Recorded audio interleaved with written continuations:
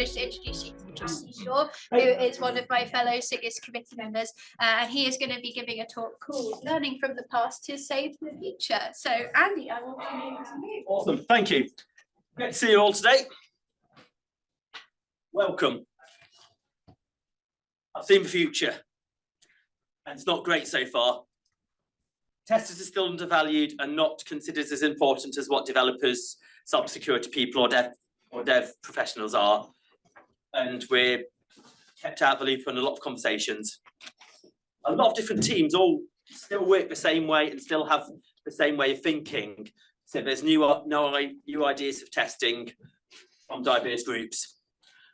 We're also producing a huge carbon footprint with the testing which we're doing, setting up testing environments, and we're wasting a lot of time testing, and it needs to be more sustainable. So, welcome to the presentation.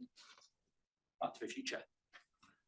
Learning from the past to save the future. So first, I'm going to go back in time, and I'm just going to talk about my accounts of how I've done testing in the past as well, and how I've observed other testing in the past as well. So this is just my viewpoint, so not as gospel. So when I first started testing back in the early 2000s, I was using the waterfall lifecycle model to test software. And although for some projects it's actually pretty good because it follows a set structure, and for detailed projects and for specific projects it's actually quite good, there were limitations when designing and developing the software because the time taken for development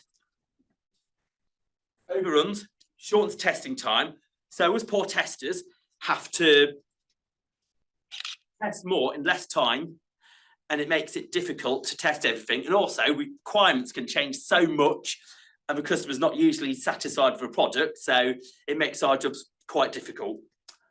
I also used to test using test strategies, which, although they were good at giving a high level overview of how the software should be tested, it did not cover everything, and it did not go into finer details of what testing was actually needed. I also used to write test scripts using Word and Excel, which, although you could record different test steps for different results and how many times you did the test, they were just quite clunky and a pain in the backside to update and maintain, and it was just really, really frustrating. There are a lot of negative attitudes towards testing in the past. So many universities, including Sheffield Hallam University, where I've studied, had absolutely very, very little to no coverage of testing whatsoever. I literally learned at university, just test this piece of system, or test this piece of software. That literally was it. No detailed description as to why testing was important or the types of tests that can be done. We all just assumed it was all manual. We used to have testers and developers working in different silos, arguing against each other like these two. Testers thinking, I found a bug. The developers, this is not actually a bug. And they used to have disagreements as to what was actually bugs as well. So the teams worked in silos and they didn't always work together. A lot of organisations saw testing as a necessary evil. It had to be done, but management did not always like what they were told from testing. So if a release couldn't go ahead, us testers were told, oh, surely it's not really a bug, it's a feature. Come on, it should be released. Even though we categorically say this should not be released, it needs further testing, the product isn't working. So now I'm going to step back into the present to actually to give an insight to testing present as well. This is also from my perspective. So how many people here use agile methodologies? What do you think? What do you all think of them? It's the refined waterfall. Good point. Yeah. Agile is okay, and in a way I do agree that it's like a refined waterfall where it's iterative. However, many organisations think, yay, agile, we'll get more done with it. It's a nice buzzword to have, it's more flexible, we can do more with it. And yes, you probably can, but many organisations don't actually utilise Agile to its full potential. So some organisations I've worked in just have the Scrum planning meetings and the Scrum sprints, no reviews, no retrospect to sort of see how can actually do better. And a lot of the time, testing tasks are left pretty much to the last minute when developers have taken the time.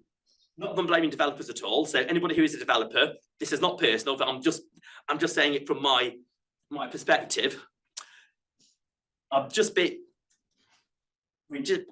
when the developers just hand over stuff to testing, sometimes literally at the very last minute before a sprint ends, we're having to test stuff and having to carry on stuff over to the next sprint, which can be quite frustrating. A lot of the time we're doing regression scripts as well, which are good to cover different areas of the software that has been tested and make sure it's not adversely affected by a piece of software that's been tested. A lot of organisations have also done UA, user acceptance testing, to make sure that the project is actually suitable to their needs as well, incorporating feedback where necessary, if needed. Other types of testing like automation, exploratory testing, which I'm a huge advocate of, database testing, accessibility testing, mobile testing are included in organisations. However, this depends on different organisations, the resources that they have as well, and what the organisations are prepared to actually put into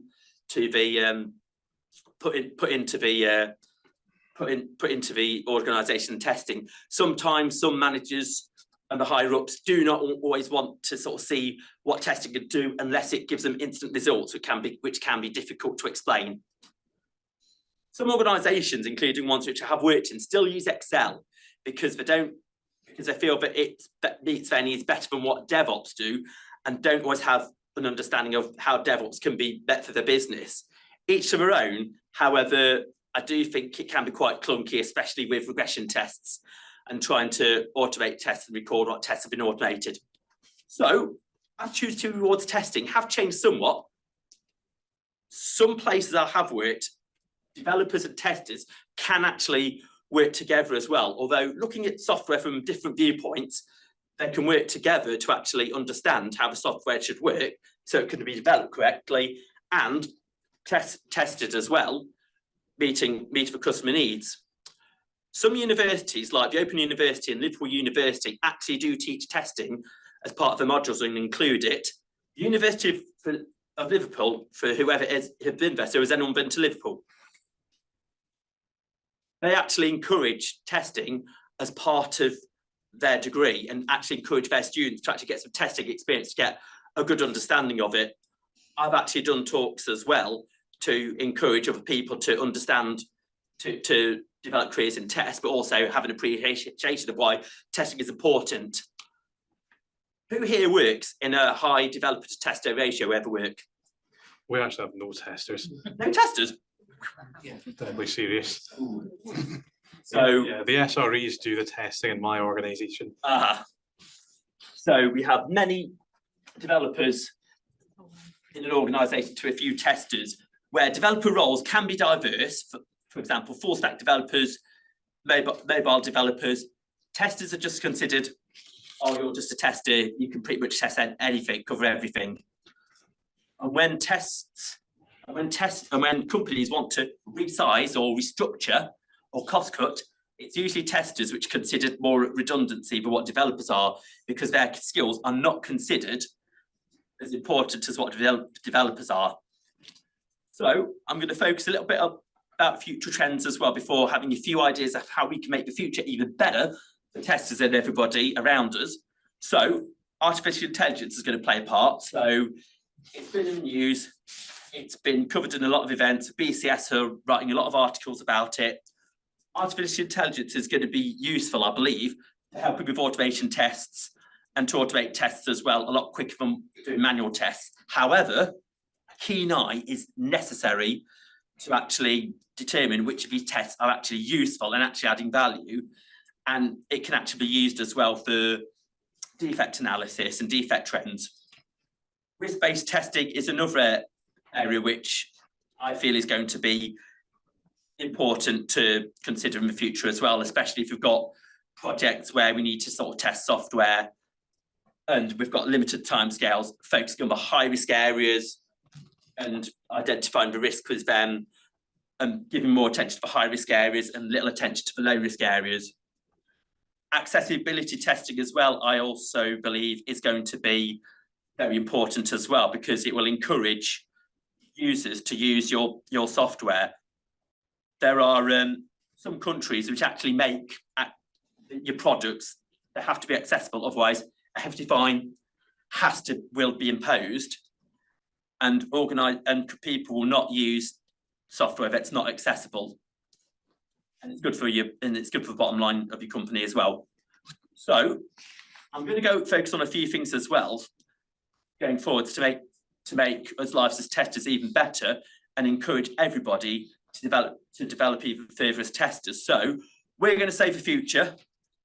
Let's make things better for all of us, and let's change the world for the better, and let's inspire other people. So the first area I'm going to talk about is diversity in testing, and it's great to see a diverse range of all of you as well. So diversity, different ways of thinking, people's viewpoints, and people from all walks of life, have innovation in testing, looking at different ways to test something, encouraging other types of testing to be implemented, like accessibility testing, database testing, automation testing.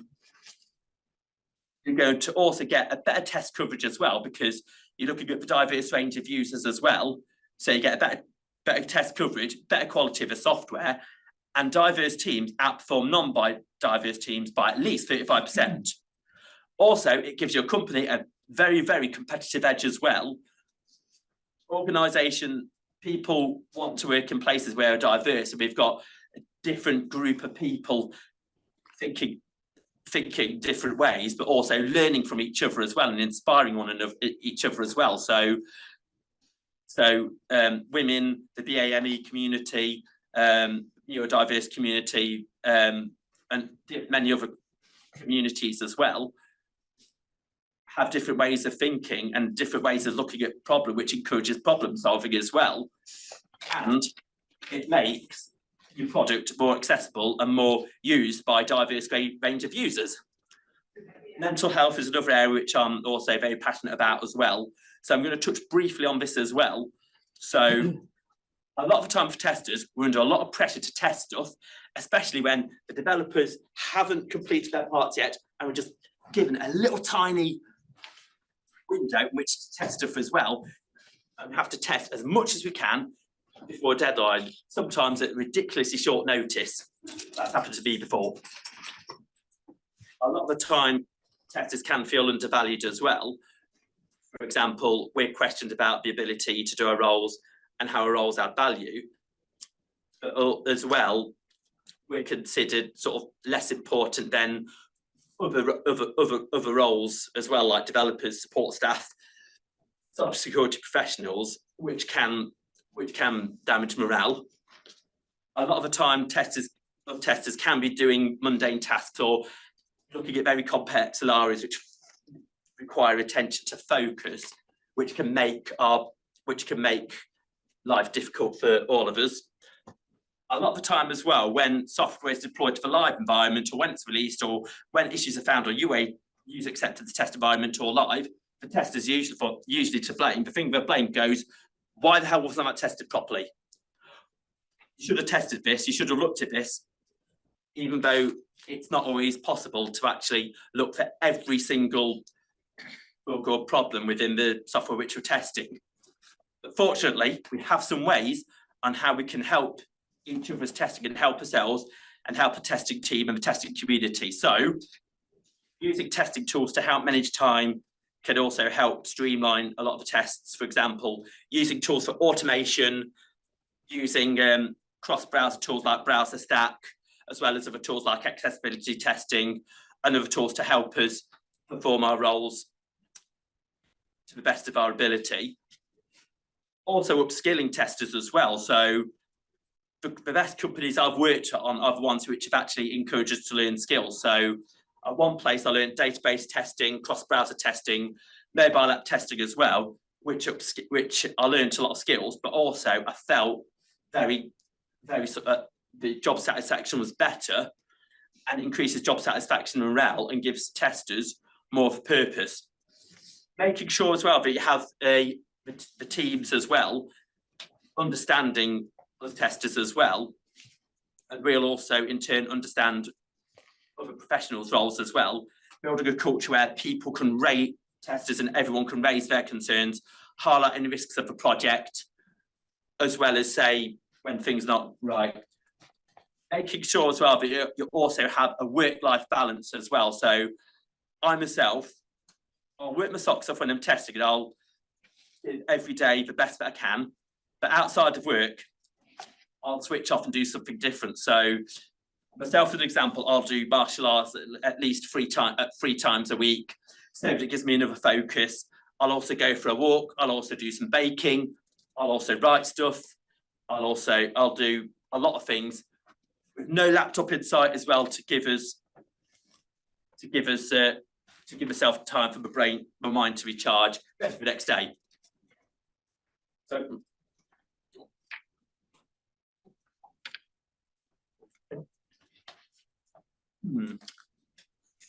Andy, quick question. Do you apply your karate chops to your dough when you're baking? Not yet. But I will do. I'll have to. But well, no elbow strikes or blocks either, or sort of like any sort of kicks yet. But I'll keep it in mind. So. The next bit is going to be sustainability and testing, so test it greener as well. So at present, testing tasks produce a lot of CO2 emissions and energy that can be wasted from running test environments and running so many tests. So some ways to help with this are including sort of using energy efficient test environments which are run on renewable energy where possible, which offsets the carbon emissions generated by the testing activities. It will also save your organisation money in the long term because it's using renewable energy, which will be cheaper long term. Automated testing as well can help make a lot of your testing efficient. Then running it off peak hours as well will also help reduce your carbon emissions as well, and make your tests greener as well. It also has a lot of cost savings as well, so it's a great incentive to consider as well running off peak. Virtual machines as well is also a good area as well. Good as well for organisations which need to test using virtual environments. You can pay for as much or as little as you want, and it'll upscale or downscale depending on the testing that's needed. Making sure as well that you're testing smart as well. So you've got a huge regression test suite, but a lot of the tests are unnecessary. So it's focusing on the tests that are important, very essential to be run, and not running on some of the lower priority tests but also looking at your current test strategies and seeing how you can actually make it more environmentally friendly, more green and more sustainable for the future. So I'd like to say I hope this presentation has been helpful, and I hope you've all enjoyed it and learned something. And I'm available to answer any questions, and I'll chat to you all as well. So thanks for coming along both online and in this wonderful room here as well. So I'd like to say the future is ours. Diversity is essential. Let's encourage everybody from all walks of life to develop careers in testing. The future is ours. Mental health is essential. We're all important. We need to be there for one another as well. We also need to look after our own well-being and speak out when you're struggling as well, which is never easy to do because I've struggled myself. The future is ours. Sustainability is essential with testing as well. And if we can change the world using at least these 3 things, we'll make the world an even better place. I've got my details on LinkedIn, and I'm the editor of Testing Magazine as well. So I'd like to say thank you.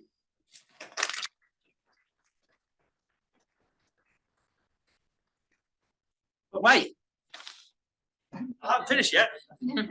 So So as I said just about a few seconds ago, I am actually the editor for the Tester magazine, which I took the role of doing 4 years ago because I wanted to make the Tester magazine as diverse and inclusive as possible and inspire everybody from all walks of life to develop careers and learn from each other within testing. So if you've got articles which you'd like to include in future editions of the Tester, whether you've already written them or whether you'd like to write one specifically for the Tester, please come and see me.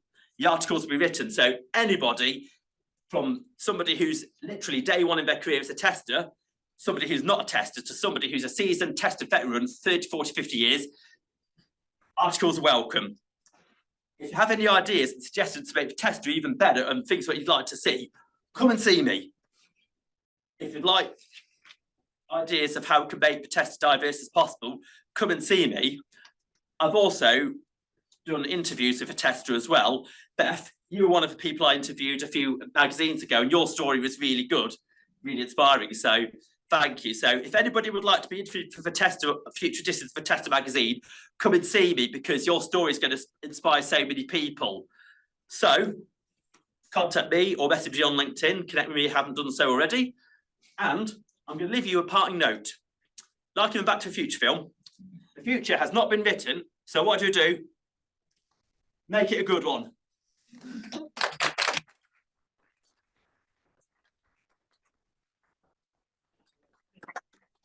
Thank you so much. Thank you, Andy. thank you. So we will, I'm just going to so I can see the chat as well, but we will open up the floor to any questions.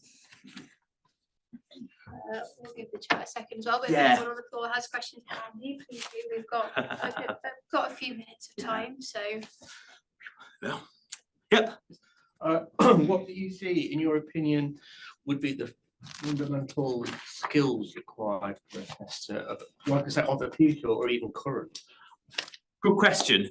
So I think a lot of the skills for that testers can develop, I'd say manual testing is still one, and an understanding of the systems which you're testing is also essential, so that you can actually automate and perform different types of testing on as well. Also good communication, working in a team as well, also problem solving. I'd also say automation testing as well, but it's got to add value. There is no point automating tests just for the pure sake of automating a test. There's got to be a reason why you're automating it. I'd also look at artificial intelligence as well to see how that can help with testing, but with caution.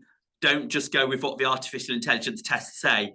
Actually look at the tests as well. I'd also include, if you wanted to, look at understanding how databases work, and doing database testing, learning SQL, as well as things like accessibility testing, API testing using languages like Postman and Swagger. However, basic security testing as well to help make sure your systems are secure, and coding if you want to as well. Do you think in that aspect, do you think it would be more difficult for people of the future to get on the journey to become a tester if they need to be more highly skilled or technical? So I think not necessarily. I think with skills, because I started as a manual tester and I've learned a lot of the skills over time as well. And I've learned them sort of quite slowly as well, and took my time to learn them all as well. I'm still learning a lot of the skills myself, and with a lot of areas, I'm still at a basic level as well. But what I would say is ask people in which fields of testing which you'd like to learn from as well. Ask for their advice and input. Also, I'm watching videos and doing a few online courses as well to help learn more about things like accessibility testing as well. Oh, you picked me? Yeah. Oh, somebody behind me. Oh, good, it is me. You touched on the subject of redundancy and how testing isn't really as valued by the higher ups at companies as it should be. If a tester finds themselves in a rather precarious position and they want to demonstrate their value to the higher ups, what should they say? What should they highlight? Good question. I'm going to answer it as best as I can as well. And I'm going to admit, I'm not sure if I have all the answers, but I'll answer it from my perspective. So what I'd do is I'd look at, I'd give an account of what testing I've done, for example, regression testing for a piece of software, as well as other types of testing that I've done as well, and explain why they're important. I'd also look at how many bugs have been found as well, which have been found whilst in QA, also in UAT, and ways in which how we can prevent these bugs appearing and rearing very ugly heads in the future as well. I'd also look at why quality as well is important, not just for the testers, but for everybody. And Mike Harris, who's on the SIGIS committee, he writes a lot of articles and has done a lot of research about Deming cycle as well, which I'm also starting to look into as well, about how to include quality. Because at the end of the day, you wouldn't buy a car if it was just rubbish, would you? Or if it wouldn't work, or if the brake lights wouldn't work at all, or if the fog lights when it was foggy wouldn't work at all. So why would we accept software which is not good or just piecemeal based, just to sort of meet targets, and just because it's sort of thrown out into the QA environment by developers? Not that I'm bad mouthing devs at all, because some of my best friends are devs, and my wife wants to be a dev as well. So, and I've got a lot of respect for a lot of devs as well. So it's just saying why quality is important. Cool. Hope it helps. There was one question in the chat about how to get in contact with you best. Yeah. I'm on LinkedIn, so I'll go back to I'll get back to the slide. Sanshi. If you just leave it up on the screen, I think people can. Yeah. Yeah, so the best way to contact me is on LinkedIn. So connect to me on LinkedIn, send me a message. If you want, send me a message as well, and I'll get back to you as soon as possible as well. So I hope that's helpful. Cool. I think everything else in the chat was just really positive feedback about your Oh, talk. thank you. So, Lovely. We'll get through that in a minute. Are there any other questions for Andy just before? Yeah. Not a question. Oh, sorry, we'll go to Gamathi in the room first, and then we'll come to whoever's online. Sorry. All right. Sorry. Go ahead, Gamathi. Yeah, so not a question basically, but a very positive feedback I wanted to give was about touching the mental health space, because I don't think not many people can do justice talking about mental health without slagging anything else. But I think you eloquently put it together. Thank you. And as a tester, I think the points that you touched around redundancy and how emotionally it would be affecting people, I think many of us in this room could relate to that. So thank you for putting that up there. Thank you. Thank you. Was there someone online who wanted a question? Yes, please. I do apologize if I jumped to the queue, because online it's a little bit difficult to understand what's happening. Okay. So, Andy, first of all, thanks so much for the wonderful presentation. Thank you. Thank you. All the emotional points really well. So in terms of redundancies, which is probably on everybody's mind at the moment, have you actually had an example where you could quantify your role rather than just go into the explanation that you want to produce a quality product as a company and you want to be respected and relied on, which makes sense, but just number crunching example that could be given to C-suite to convince them that senior tester redundant is not the smartest idea in the world. That's my first question. The question number two, how do you incorporate growing cybersecurity threats in your testing? Because there seems to be an infinite expansion daily on the side of cyber threats and vulnerabilities, zero-day vulnerabilities, does it actually affect your worldview as a tester or not? And if yes, then what do you do with it? Thank you. Okay, so just in case people can hear, the first question was around, do you have an example where you had to quantify the benefit you brought as a tester, particularly when you're thinking about the field of redundancy?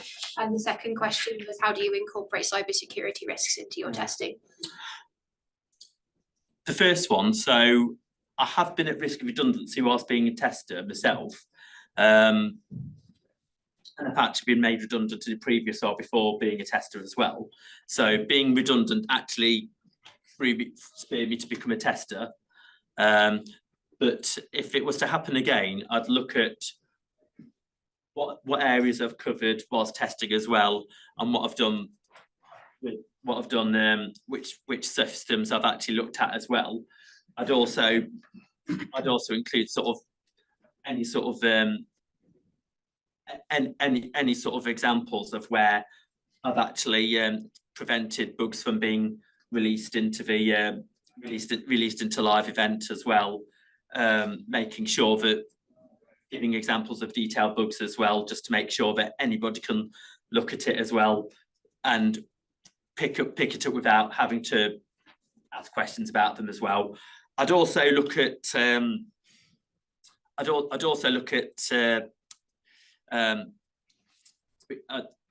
I've interacted with other people, for example, testers, product owners, people who are actually using the software themselves, and sort of how I've assisted them as well, and giving an argument as to sort of why the testing is still necessary. I mean, I still think, unfortunately, that testers can be considered as redundant, considered more for redundancy, which is a shame. But those few things, I think, and I hope, can help have a starting point as to why those testers are important. Also, our ideas of having to test software. So we'll test something, but you Beth will look at a different way of testing, or I will.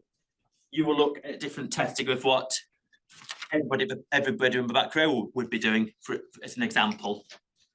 And for the cybersecurity one, with cybersecurity, I know very little about it, but I've got some very good friends in that area.